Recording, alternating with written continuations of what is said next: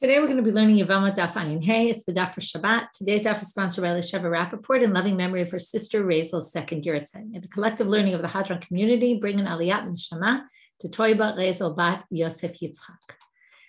We're going to start now at the bottom of Ayin Daled Amud Bet. We had seen that there was a drasha that in the psukim of the Yoledet, of a woman who gives birth, we had two verses. One was referring to Kodshim. She can't eat sacrificial items. And the second, even though it seemed to be all discussing sacrificial items, the second reference was to truma, that also she's not allowed to eat truma. So now, Matkifla Rav Shisha Bered Rav Idi, right? So Rav Shisha had asked at the bottom of yesterday's daf, Umi Matzit Amar Truma Ktiva Hacha. Can you really say that truma is written here? It's talking about truma v'atanya. Dabel Rabbanit Israel. The section starts out, speak to the Jewish people. Enli Rabbanit Israel. Gioret v'shivcha meshocheret minayin. How do we know that it includes other women, such as a convert and a freed slave, a maidservant? Talmud Lomar Isha, because it says Isha, it includes them as well. So then we said, wait, if it includes Isha, if it includes Gioret and Shivcha, so Isakadatach b'truma Gioret v'shivcha, but not mechal truma ninu. They can't eat truma because they can't marry a Kohen. Only marrying a Kohen would allow them to eat truma, and they can't. So how could we be possibly talking about truma? To which Rava answers, I'm a Rava. But it also says there, Ubechol Kodesh Lo Tiga, Lerabot HaTruma. It says Bechol Kodesh Lo Tiga in that section. And we said that that includes also truma. And then we say, Ela Kra Mile Kaktiv. So then we say the psukim are referring both to kodshim and to truma, which means that the shivcha and the gioret, you can say that it's referring to their ability to eat kodshim, sacrificial meat, because that they can eat. And other women, it's right when it's talking about truma, it's regarding other women who can potentially eat truma, and therefore that's not really a question. But now we're going to ask, according to this, we now have three different psukim that are talking about truma. Tlate krivit truma lamali. Why do we need all three psukim? So now I'm going to share screen and show you the verses that we're referring to. So we start off with our section in Devarim Perek Yudbet. We said, she can't touch sacrificial items, which means she can't eat them, and it also means also including truma. And Ela Mikdash Lo Tavo, she can't come to the temple ad melot yimei ta'ara, until she finishes her days of her days of purity. Okay, which basically means for a boy or for a girl, either 40 or 60 days, depending on what she gave birth to, 40 or 80 days.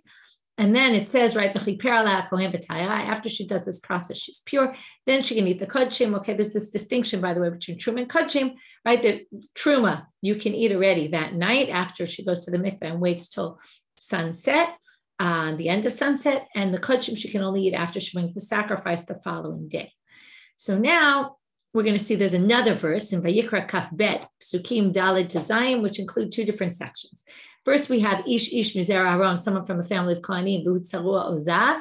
Okay, he has leprosy, or he's a Zav, he has a discharge, V'kodeshim, right, gonorrhea. V'kodeshim lo yochal ad asher yital. He can't eat kodshim either until he is tahor. Okay, and that's basically, that includes, we said also truma. And then in Pasuk Vav, it says, Nefesh asher tigabo, anyone who touches a sheretz, okay, a creepy crawler, v'tam'a ad ha'erev, he's tamei till that evening, what's going to prevent him to eat kodshim, which we explained also includes truma, if he goes in the mikveh, and then he has to wait for the sun to set, right, then he'll be pure, then he can eat the kodshim, okay, now we're going to go back and discuss, right, that was specifically a Kohen, but this also applies in general to people. So now we're going to say, why do we need all these three psukim if they're all also including truma? If you had adasher yitar, which is the pasuk by the tzarua and the zav, can't eat until it becomes tahor, what might you have thought? You might have thought, I wouldn't have known. How does he become tahor? It doesn't tell you. So therefore, which is really which is pasuk vav and zayin, which is talking about a sheretz. That's right. Someone who touches too much sheretz. How do they become tahor? With tefillah. Okay, and that teaches you about all the others. So that's why if we just had tzarua and zav, you wouldn't have known how to become tahor. Therefore, you need the other psukim. Then we say, well, why don't you just have that? Well, you would have thought both that person and the tsaru and the zav, and let's say you'd say that applies to both, but then you would only know that those are people who don't bring sacrifices, because we already had said before, tsaru and the zav, we're talking about a tsarat muzgar, where they're only in waiting. They don't actually have to go through the whole process, because in the end, they're declared not to be a mitzorah, and therefore they don't need a sacrifice. And a zav, there's someone who sees 1 or 2 times and not 3 times. 3 times you already need a sacrifice. 1 or 2, you're just tameh for the day. So, or 2 days, actually, you could be tameh for 7 days, but you don't need a sacrifice. So those don't have any sort of kapara, any sacrifice. But the yoledet has a sacrifice she has to bring. So you might have thought, aval, right? So those are lav bar kapara. They don't have any sacrifices associated with aval debar kapara, ema adamaite kapara. But ones who have some sort of atonement process with sacrifices, you would have thought maybe they can't eat truma until they've actually brought the sacrifices. Therefore, katav rachmana ad milot.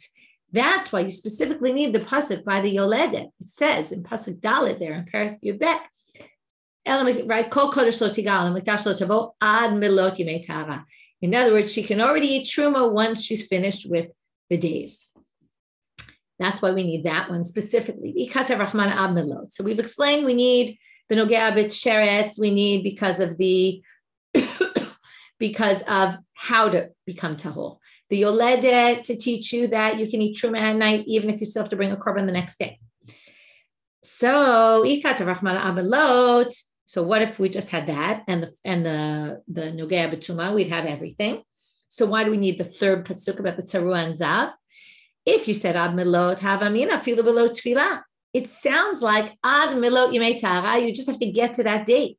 You don't actually have to go through some purification process, because it doesn't say anything about purifying yourself there.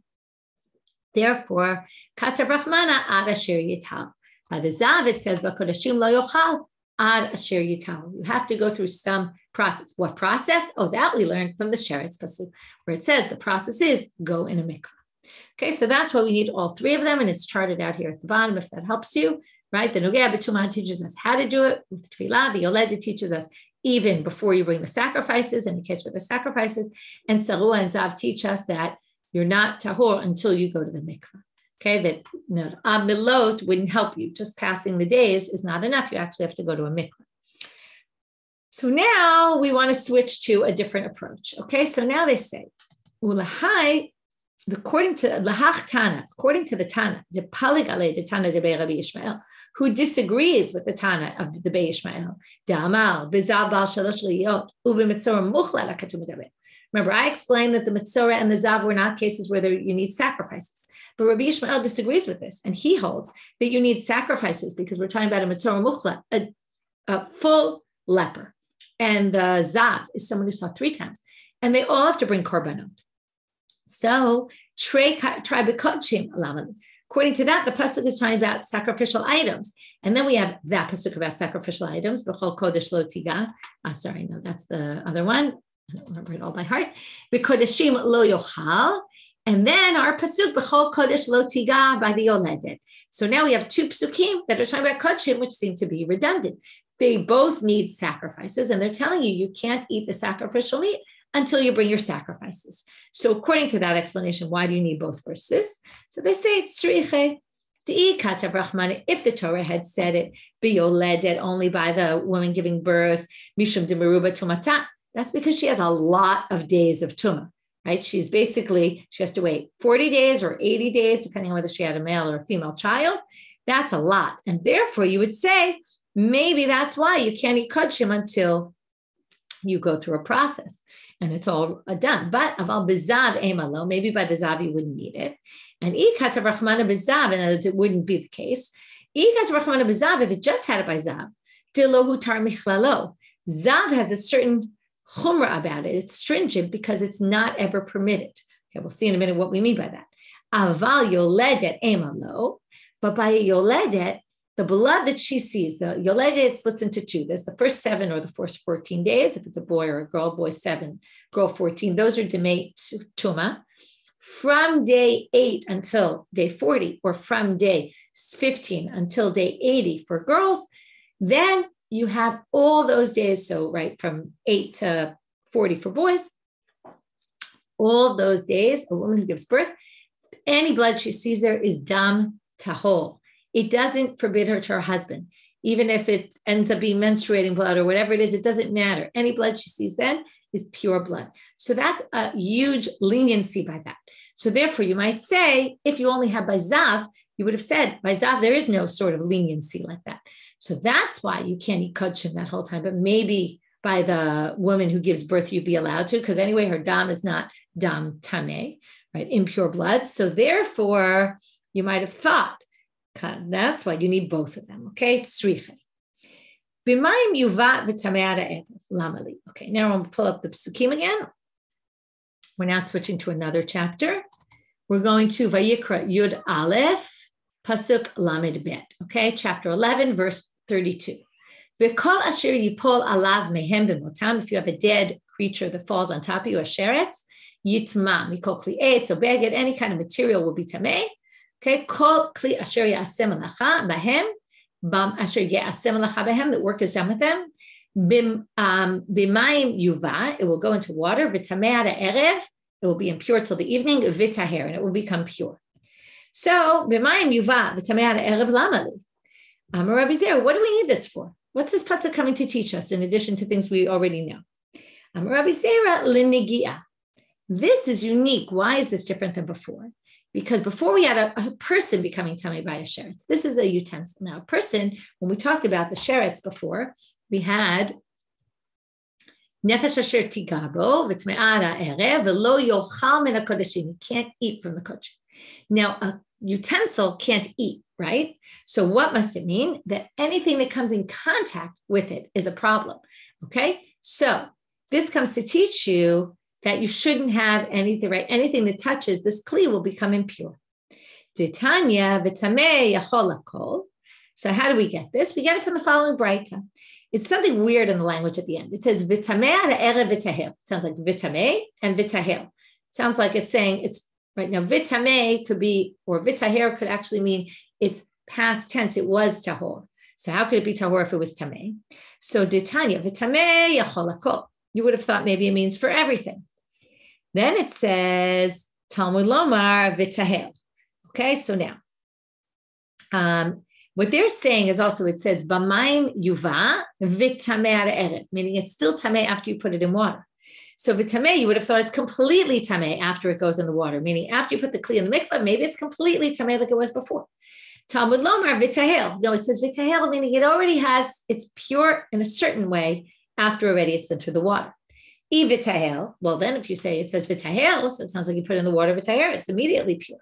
Talmud Lomar v'tamei. Then said, no, it's still got, what we're basically saying is when something is a kli, utensil is a kli that's a tvul yom, meaning it went to the mikveh, but it's waiting for the sunset, it's got something pure about it and something impure about it. So now, haketzad, how does this work? Kan l'maser, kan l'truma. What it means is for maser purposes, it's a problem, but for truma, for maser purposes, it's okay. The kli does not make food. If you put maser sheni food in that utensil and it touches it, it won't be a problem. But truma, it would be a problem. Here we learn that a kli that touches truma, if the kli is impure, it's going to make the food impure. So now they say the ipochana. Why specifically maser? No, is not a problem, and truma is a problem. In general,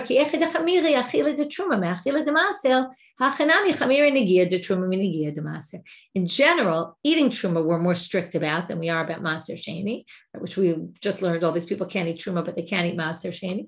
So therefore, we're going to be more strict about touching truma and touching maser sheni. So from here, we learn that a person who touches truma and a kli that touches truma is going to make it impure, even once it's gone to the mikvah already, right? And it's in this tvul yom state. Another source, a different source for learning nigiyah de truma. How do you know that if you touch truma, it's going to make it impure if you're impure? And not just that you can't eat truma, but you also touching it will make it impure. Nigiyah de truma mehachanaftet. We learn it from here.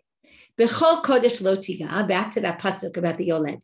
Said again, bechol kodesh lo tiga ve'el mikdash lo tavo. Remember that? She can't touch kodshim and she can't come to the Beit HaMikdash.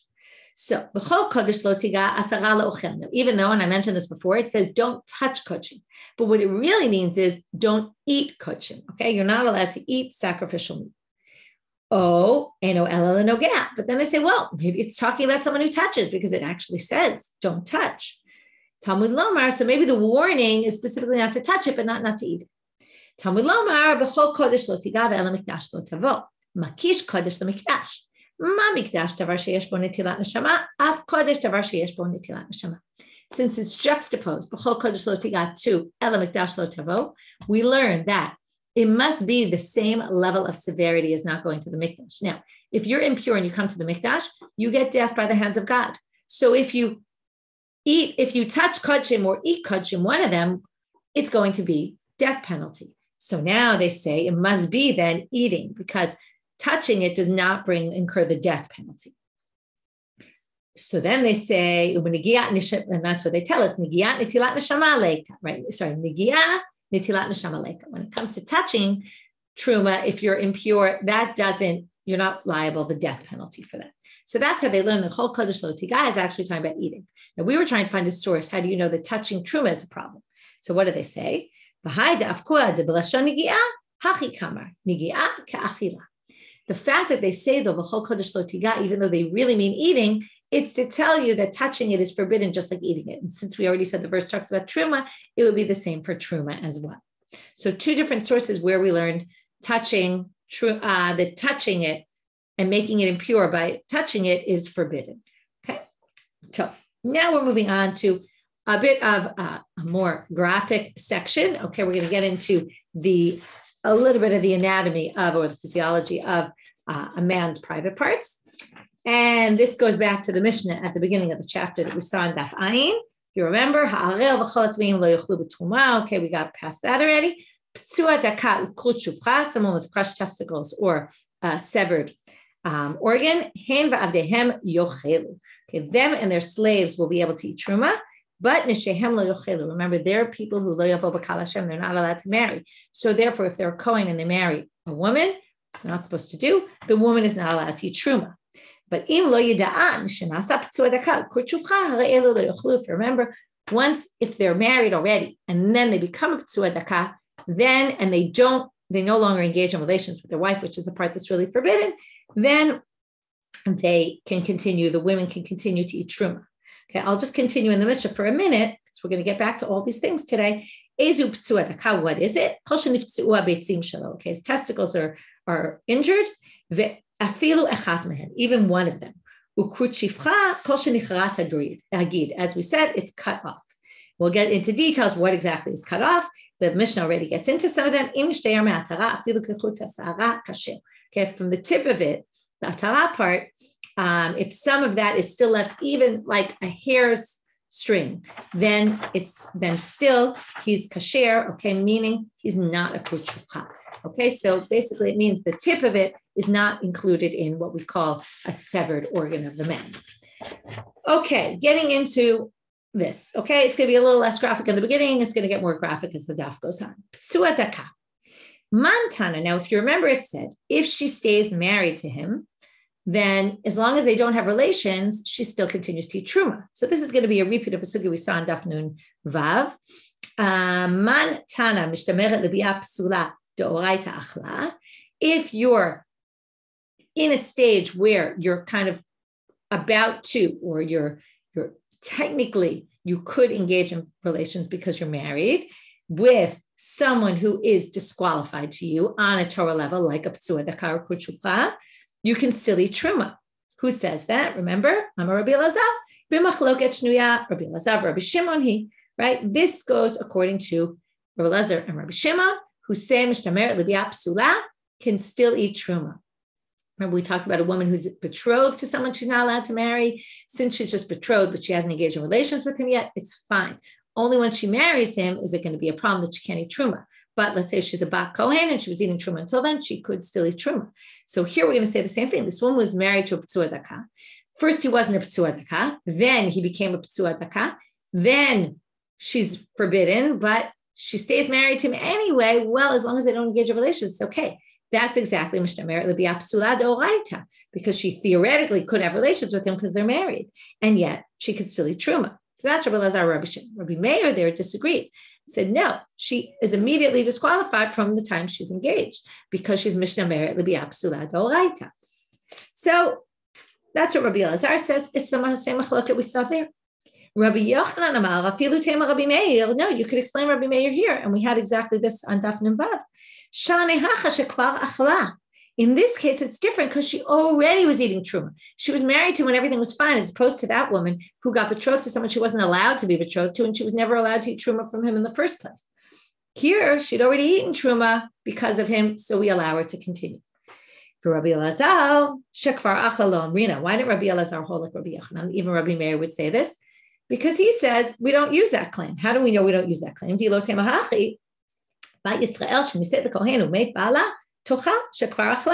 Well, then you could use that if we say once the husband allows her to eat, she continues to eat forever. Well, she doesn't, because we know that a Bat Yisrael marries a Kohen as soon as they get divorced or he dies. She doesn't need truma anymore unless she has a son from him. But assuming she doesn't need truma anymore. So what does Rabbi Yochanan say? Why can't you compare those two things? Those are very different things. Rabbi Yochanan hata pakakin yaneh. Here she's still married to him. So if you allowed her to eat truma in the first place and they're still married, then you can continue. And that's why even Rabbi Meir would say that she can eat. But in the case of a divorcee to a Kohen, he never allowed her to eat because they're not, right? In the case, I got mixed up for a minute, a Bat Kohen who is married to a Bat Yisrael who marries a Kohen and then he dies, he allowed her to eat truma, that's true, but right now there's no more connection between them because he died. So she obviously can't eat, right? That's different. That's why she stops eating truma. So it's not the same thing. Now we get into the Mishnah, Ezu Ptsua Daka, right? What is it? And now we're going to get into a Braita with a lot more description. Tanu Rabbanan, Ezu Ptsua Daka, Kol Sheniftzeu Beitzim Shelo, V'afilu Achat Mehen. As we saw before, right? His testicles are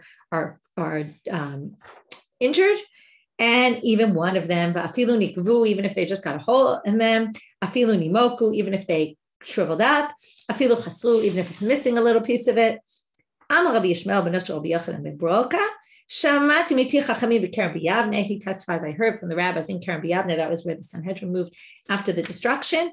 Kol she'eno ela beitza achat, eno ela schlis chama v'kasher.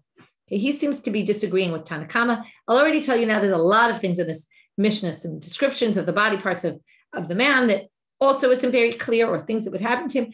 Also, this is not clear, but I'll try to go with simplified and go with one interpretation that I saw.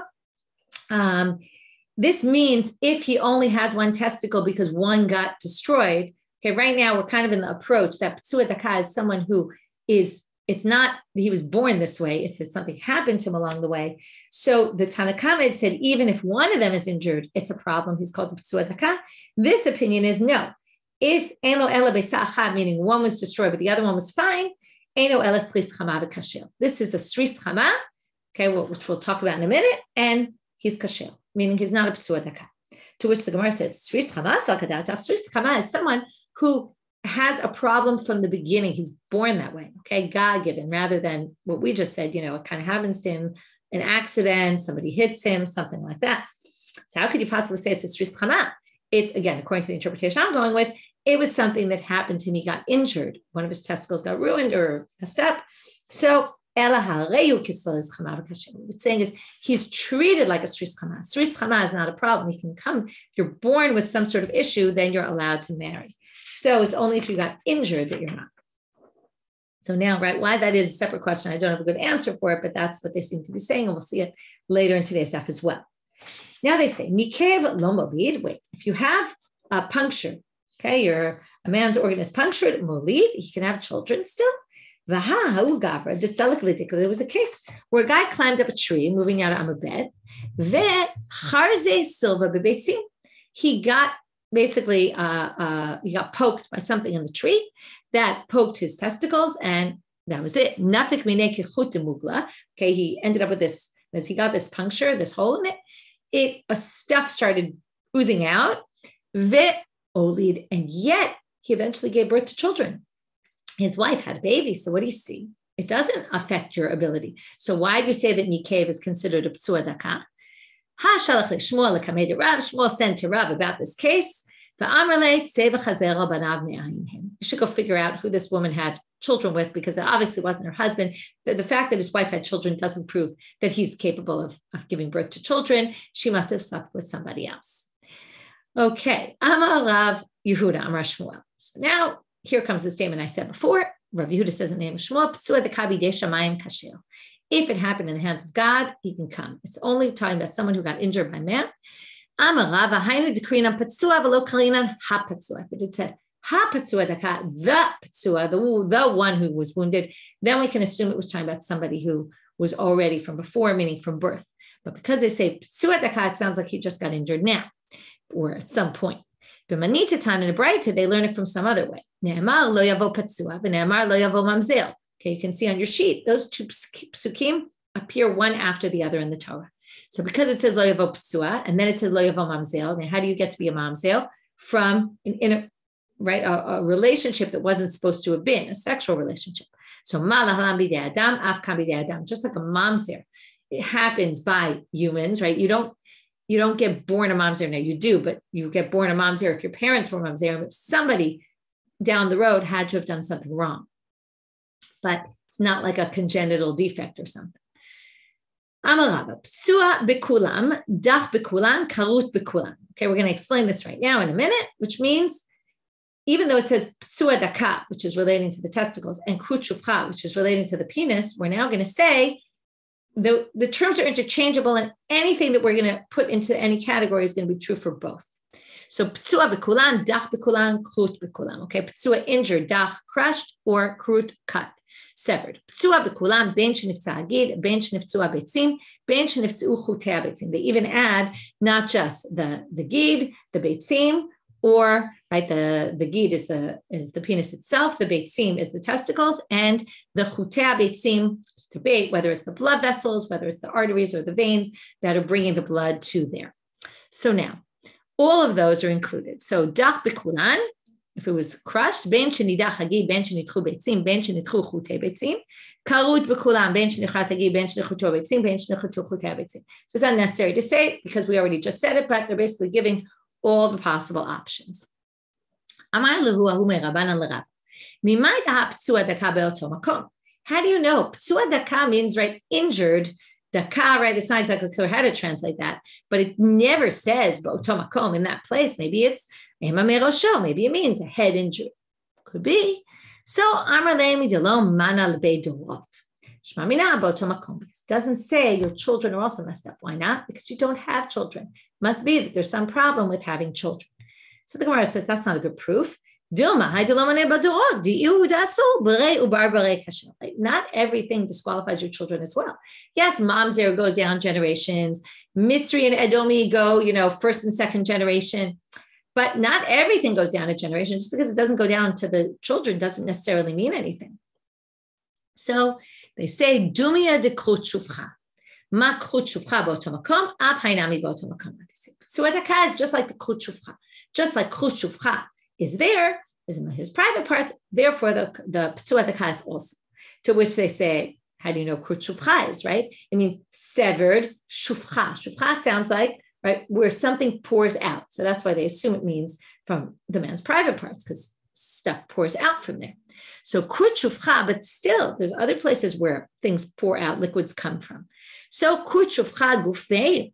How do you know that's from the same place? Maybe it comes from his mouth, right? Saliva comes out of your mouth. It could also be called shufcha. So shufcha ktiv b'makom sheshofech. They say no. Shufcha means where things pour out. Saliva drips out. It doesn't pour out. What about from your nose? Things pour out of your nose. Okay, it's a good question. Is it really pouring out? Okay, but let's just assume. Miktiv b'shafuch krut shufcha ktiv, she'al yedei klita shofech, she'lo yedei klita eno shofech ela mekalech. Lafuke hai de'idi v'idi shofechu. They say, krut shufcha seems to say, because it was karut, that's why it's shofech. The things drip out, right? The things pour out because you cut it. If you cut it, right, tons of blood will come out of it. But with a nose, okay, it's not necessarily because it's karut that things will come out of it. It could come out even if it's not karut. Okay, whereas Here they say, in other words, out of a man's body, things will be koleach, they won't be nishpach, okay, which means they stream out rather than pour out, or they, let me see the translation of koleach, 1 second, get a good translation of it. Koleach pours out rather than ejected out. Okay, so they say mekalech is to be ejected out. Okay, that's a different way of coming out, whereas from a nose, things will be the same whether it's severed or not severed, the way it will come out of the nose. Okay, now they say b'manitatana ne'emal, they bring a different answer. How do you know it's b'oto makom? And this is similar to where we went before. Ne'emar lo yavo p'tzua dakav, ne'emar lo yavo mamzil. Okay, so now again we're going to compare the juxtaposition of the two. Mala halam b'oto makom, av kam b'oto makom. Mamzer comes from b'oto makom, right? The sin is done by a sexual interaction, therefore the p'tzua dakav must also be connected with that area. Nikev lemata me'atara. Now we're going to get a little bit more graphic about the description, where this is severed, what the problem is, where the issue is, wherever it's severed or you get a hole or whatever it might be. So now we're going to talk about the atara, which is the tip. And then we're going to talk about, as it goes higher, is closer to the body. Okay, so nikev lemata me'atara. If it's lower than the atara, which really means at the tip, shekenegdo lemala me'atara. Okay, we already learned from the Mishna that as long as you have a little bit of the atara intact, that's fine. So here, obviously, a cut in the atara is not going to be a problem. But the question is, what if the cut goes from there and it goes up into the higher part of it, right? The part closer to the body. Because most of the sever began to be severed by the tip, and that's not a problem. He thought it was okay. Amarle Rabbi Asi, Hachi Amar Rabbi Shimon Levi, Atara Kol Shima Akevet.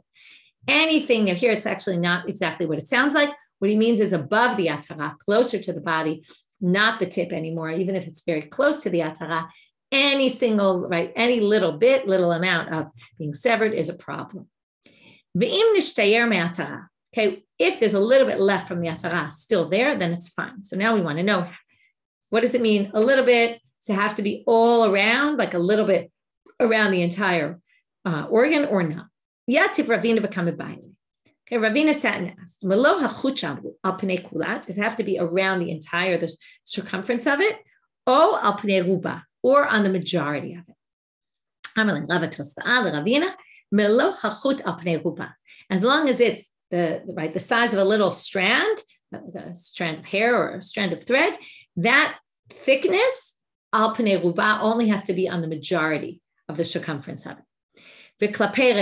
And toward obviously the part that's near the rest of it, right? Rather than the parts at the edge of the tip of it. Amar Rav Huna, okay, this is a big machloket. What exactly they mean by kulmus? Kulmus is a quill, and what they mean by a marzev. Okay, somehow a marzev is a gutter, right? So a gutter has sides with it cut out in the middle. So that's what we seem to be talking about, some sort of problem in the middle, but the sides are intact.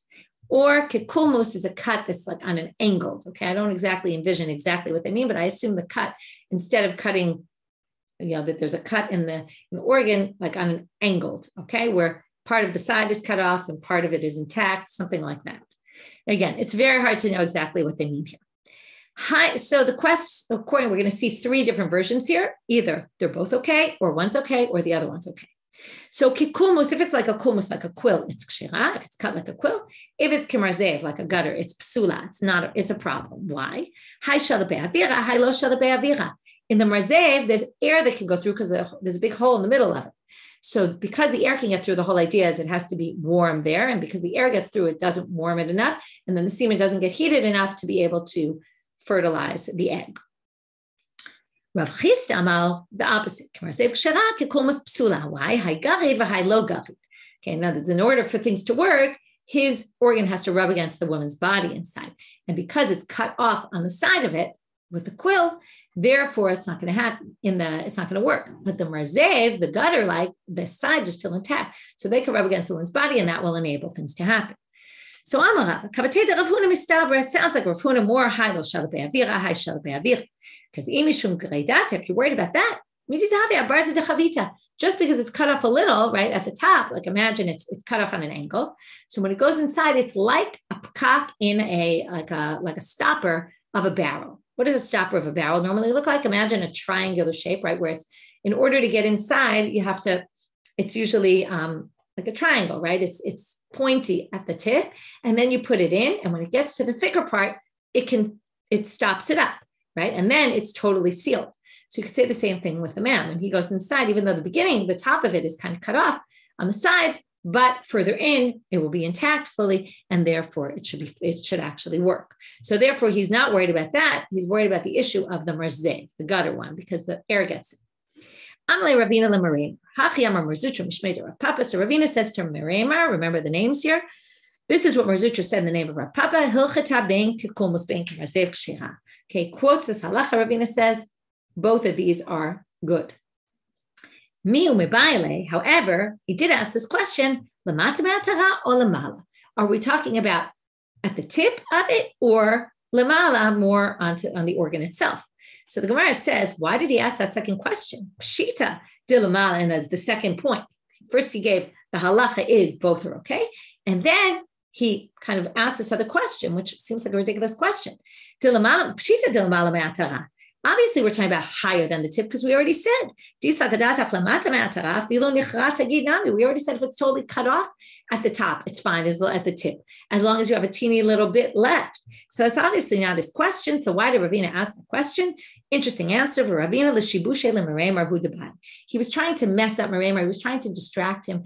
Okay, maybe he didn't want to get into a whole discussion with this. Maybe the whole graphic discussion of this whole thing made him uncomfortable. Maybe he didn't want him to ask what exactly is kikulmus and what exactly is kimarzev. Maybe he didn't want to get into all the details.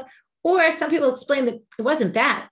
It was that he maybe didn't want him to start questioning him. Why are you permitting in both these cases? And he basically got him off topic so he wouldn't start questioning him. Okay. We're almost done here. There was a case of Mata Machasya. Shafi Marber of Ashi Kikulmus. He had a case where it was cut off like a kulmus be'achshaveh, and he permitted it. Okay. So here you see Kikulmus Kshera, right? Halacha l'maaseh. There was a case there. Okay, the duct where the shechat zera, where the semen would come out, got stopped, blocked up, and it came out where he urinated. He wanted to say, oh, this is not a krut shufcha, because it does come out. Rav Papi said to him, what are you talking about? It's always an insult to people because you come from a family of, right, this despicable or terrible family. You say terrible things, like things that make no sense. The semen that comes out from where it's supposed to come out, that heats up and will do what it's supposed to do. But semen that comes out from the wrong place, it won't heat up there and it just won't work. Okay. Interesting. They're having discussions about how exactly it works for a couple to have a baby, right? It seems like they didn't exactly know all the sciences of it, or not everybody knew. Right here, they have this debate about what actually will work and what would it work in this way or would it not work in this way. Okay, that's it for our daf for today. Wishing everyone a Shabbat Shalom and a Shavua Tov.